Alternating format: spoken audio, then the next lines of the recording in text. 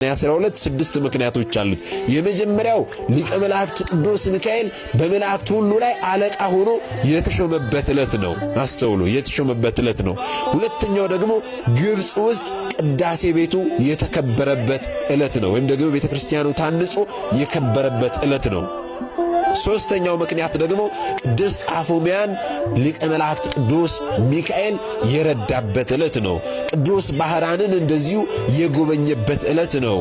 አምስተኛው ደግሞ ቅዱስ ላሊበላን ወደ ሰማይ ማሳረጉን የምንማርበት ነው፣ ወይም ደግሞ ያሳረገበት ዕለት ነው በዚህ ቀን ማለት ነው።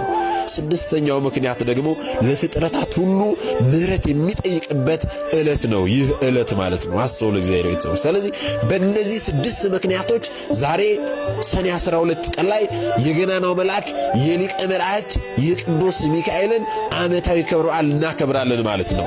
አስተውሉ።